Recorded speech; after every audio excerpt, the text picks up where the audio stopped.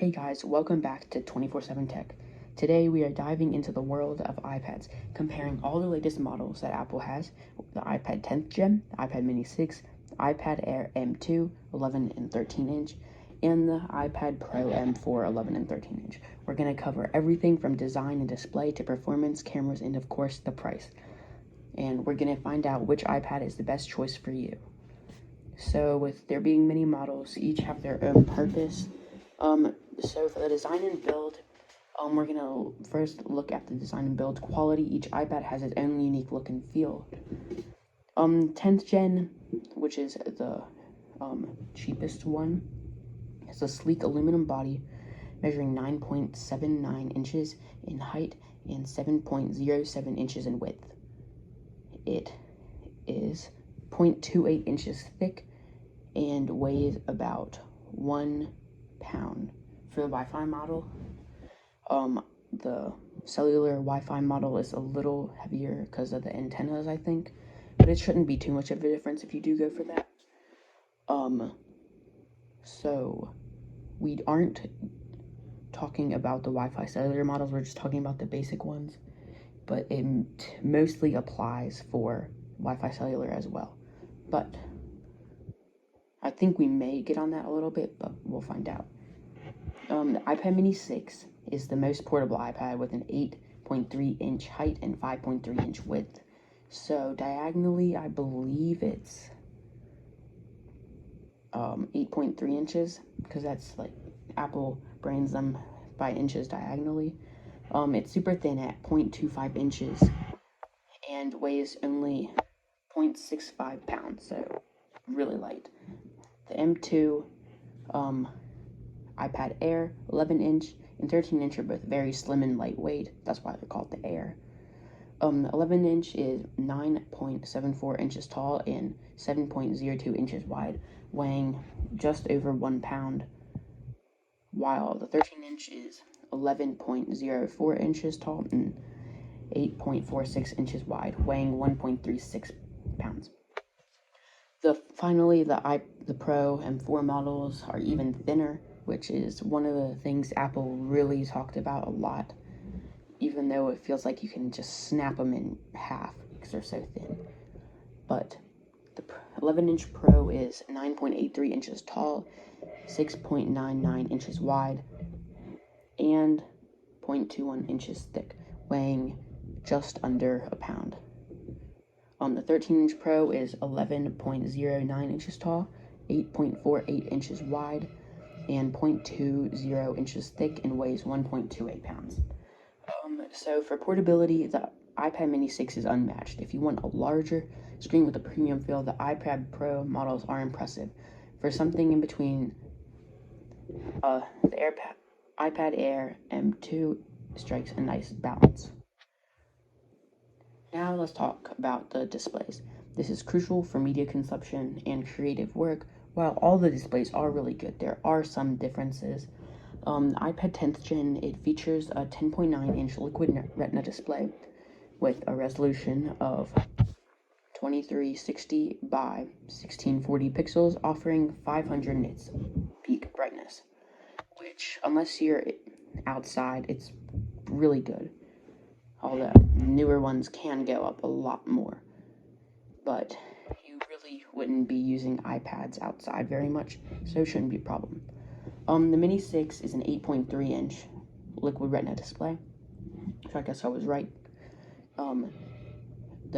With 2266 by 1488 resolution, also at 500 nits brightness. The M2 11-inch Air sports an 11-inch liquid retina display at 23 by 1640 resolution, while the 13-inch has a 2732 by 2048 resolution. Both deliver 600 nits brightness, which I believe that is an upgrade from the 500 on the Air 5th Gen M1. And then the iPad Pro M4, they both have Ultra Retina XDR displays, which is the first for any Apple device. The 11-inch has 2420 by 1668 resolution, and the 13 has 2752 by 2064 resolution, offering up to 1600 in its peak brightness with HDR content. So, if the display quality is your top priority, then obviously the M4 iPad Pro models are your best bet. With their incredible XDR screens, for good quality at a lower price, the M2 iPad Air models offer excellent displays as well. Let's talk about performance. The power under the hood determines how smoothly your iPad runs. Now, all of them will run smoothly, of course, because they're made by Apple, but they can run even better with newer ones, of course. iPad 10th Gen, it's powered by the A14 chip, which is also in the iPhone 12. A14 Bionic chip, it's capable for everyday tasks in light gaming, and this is a 2022 iPad, just to point that out. iPad mini 6, it uses the A15 Bionic, which is in the iPhone 13, 13 Pro, and the iPhone 14, offering improved performance for its size. The M2 iPad Air, both Air models use the M2 chip, which is why it's called the Air M2, with an 8-core CPU and a 9-core GPU, providing solid performance boost, especially for multitasking and creative apps. The M4 Pro model feature the new M4 chip, like it says in the name. They either have a 9-core or 10-core CPU and up to 10-core GPU, excelling in heavy tasks like video editing and 3D rendering. For performance, the M4 is top of the line, of course. Ideal for professionals if you need a strong performance without going pro. The M2 iPad Air is excellent for most users. So if you're noticing, the M2 Airs is basically in the middle of everything.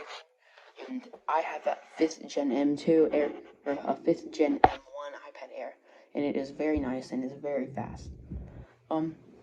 Next up is the camera and audio quality, important for video calls and content creation. The 10th Gen has a 12 megapixel wide camera capable of 4K video, front camera with center stage. With center stage is basically an ultra wide camera, like most iPhones have, except it's in the front, and then it'll like zoom in on you and keep you in the video when you're on FaceTime. And the iPad mini 6 has a 12 megapixel ultra wide front camera with center stage and 12 megapixel wide rear camera. The M2 Airs have 12 megapixel wide rear cameras and a landscape, 12 megapixel front cameras with center stage. So they're basically all the same, except the M2 is landscape camera, so it isn't right where they normally are, or like where they are on the mini. Well, actually, the mini's the only one with a different one. So if you look at that, then you'll realize. The M4 Pros have a 12 megapixel wide camera, a LiDAR scanner for AR, and 12 megapixel ultra wide front camera for center stage. The audio system includes a 4-speaker setup for immersive sound.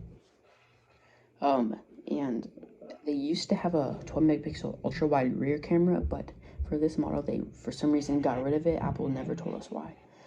For the best camera and audio, the M4 excels with additional AR capabilities and superior speakers for everyday use.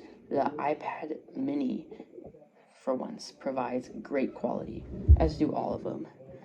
Now let's talk about the price for each model. 10th Gen iPad Air starts at $349 for 64 gigabytes and $499 for 256 gigabytes. The iPad mini 6 starts at $499 for 64 gigabytes and $649 for 256. The M2 iPad Air starts at $599 on the 11-inch for 128 gigabytes. 13-inch starts at $799 for 128 gigabytes. Pro, M4 Pro, starts at $1,000 for 256 gigabytes. The 13-inch Pro starts at $1,299 for 256 gigabytes.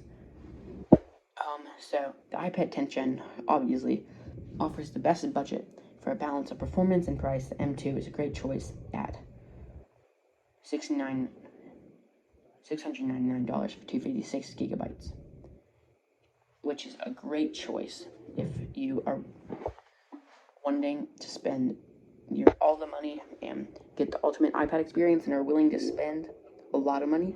iPad Pro M4 11-inch at $999 for 256 gigabytes is an excellent investment. So there you have it, a complete comparison of the latest iPads. Each model has its strengths, from budget-friendly iPad 10th Gen to powerhouse iPad Pro M4. For most users, the 11-inch iPad Air M2 with 256 gigabytes strikes the best balance between price and performance. Let me know in the comments which iPad you'd pick. Don't forget to like and subscribe for more tech reviews and comparisons. See you in the next video.